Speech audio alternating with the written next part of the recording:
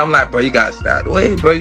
Yungeen Ace just came forward with what he claims were Foolio's final words, and what he said has everyone talking. According to Ace, Foolio didn't go out quietly, and his alleged last words are causing a major stir.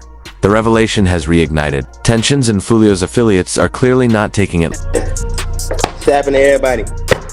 Let me stop first. The war in Jacksonville is sparking up again, and here's what set it off. Months have passed since Fio's death, but tensions are rising once Marine. It all traces back to a viral IG Live clip of Yungeen Ace. In the video, Ace talks about their final conversation, and what he says caught everyone off guard. It wasn't hate, it was something real. Ace claimed it was deeper than beef, revealing a rare glimpse of mutual respect between two rivals. I'm like, bro, you gotta stop. Wait, bro. You know it's love here. Like, stop. Real Ace, said Dot.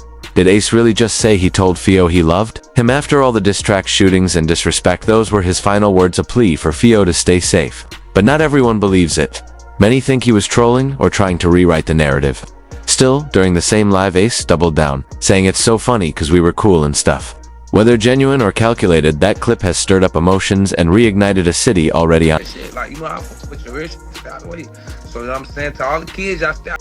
It wasn't just about Fio anymore. Ace was using this moment, this tragedy, to deliver a powerful message to every young person watching. Stay out of the streets. Walk away from the violence. There are better ways to solve your problems than resorting to beef, guns, and ego. Don't let the need for respect trap you in a cycle that ends in prison or death. But how did they go from bitter enemies dropping diss tracks to exchanging messages like, I love you, stay safe? According to Ace, the two had been secretly talking through DMs, and even on the Clubhouse app, having private, heartfelt conversations behind the scenes while keeping up the image of rivalry. I don't know them, so I don't be getting what's be going on. I don't know them. Well, you've never met him in person. Have the two of you actually talked on the phone? Never talk. Even more revealing was what Foolio. It's like I don't know them personally, so I don't always understand what's really going on. I've never even met him in person. We've never talked on the phone. That makes it even more surprising when you consider what Fio had said in past interviews before his death. Looking back now, those comments hit differently, especially in light of what we've learned about their secret conversations behind the scenes. When he was asked about the possibility of ending the beef with Ace's response carried a weight that nobody fully understood at the time. Sooner or later, you never know what God got planned, you know? I told him that a couple times, you know?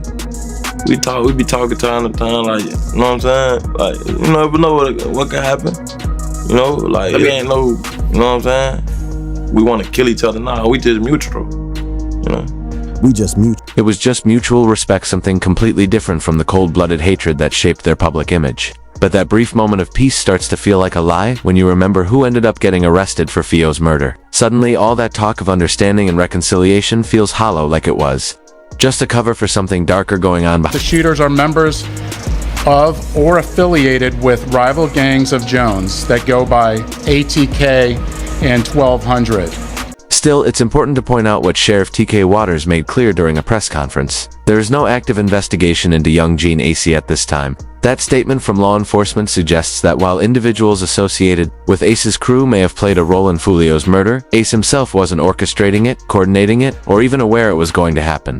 The most heartbreaking part of Ace's revelation was the emotion in his voice as he spoke about warning Foolio multiple times. He said he'd tried to reach out, tried to get through to him about the dangers closing in. You could hear the regret, pain of someone who saw the train coming but couldn't stop it. Someone who had come to care about a person the world thought was his enemy. I just see death so much, Ace admitted, but not everyone's convinced. Some think he's trolling, playing the internet for sympathy or clout. So let's rewind and break it all down. Beckos. A lot of people believe this so-called bond Ace is talking about now wasn't real at all. The relationship between young Ace and Julio Foolio was never simple. It was born in chaos, written in blood, and ended in tragedy that shook the entire hip-hop scene. Keen Bullard, aka Yungeen Ace, was deeply tied to the ATK crew, short for Ace's top killers.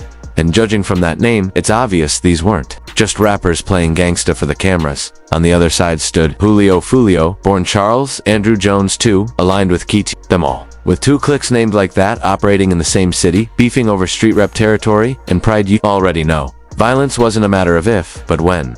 The fuse was lit in 2017 when Foolio's cousin, Zion Malik Brown, was murdered. Lost many see as the spark that ignited what became known as the Jacksonville gang war. When family is taken out in the streets, that's when beef turns into a blood feud. It's no longer about diss tracks or turf, it's about revenge, pride, and loyalty. Foolio wasn't the type to let that slide, and neither were the people around him. In the streets, when your blood is spilled, you don't look to the system for just take it into your own hands. But this is where things turn even more tragic. In retaliation for Zion's death, Ace was ambushed and shot 8 times in June 2018. Let that sink in. 8 shots. That wasn't a scare tactic. That was a full-on attempt to wipe him off the map. Miraculously, Ace survived, but 3 others, with Jim including his own brother Trayvon Bullard, weren't as lucky. Now both sides had lost blood. Both sides were grieving, both sides felt justified, and both sides were locked in a cycle that could only end one way: death. Prison. What made it all even more disturbing was how it played out in public.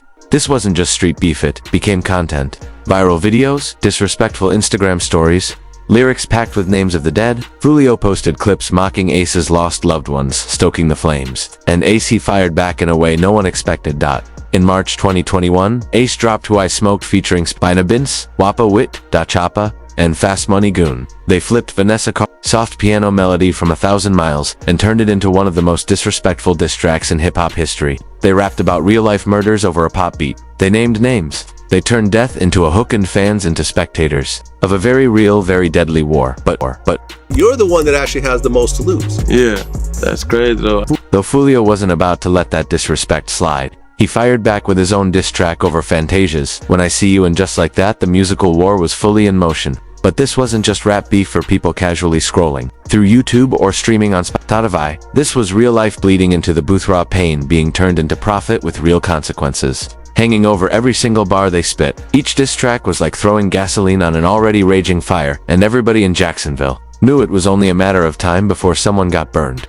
The feud was more than lyrical warfare. It played a role in at least 7 deaths. Jacksonville's rap scene, a devastating reminder of how serious and how deadly this beef had become. 7 young black men gone, 7 sons never returning home, 7 friends who wouldn't be at the next cookout, 7 artists who never got the chance to grow past their environment and become something greater. Meanwhile, Foolio seemed trapped in a cycle of violence. He couldn't escape no matter how far he traveled or how big his music got. He survived multiple shootings, including getting grazed in 2021 and shot in the foot in October 2023. Every time he pulled through, it felt like he was living on borrowed time, like death was circling him, waiting for the right moment to collect. The streets had etched his name in stone, and every one of his fans, his friends, even his enemies could feel it. It wasn't a matter of if but when. But then something happened that nobody saw coming. Despite all the history, all the blood, all the tragedy that had built up over nearly a decade, something started to shift between Ace and Foolio in the months leading up to that fateful night in June 2024. According to what's come out since, these 2 young men and Spitter,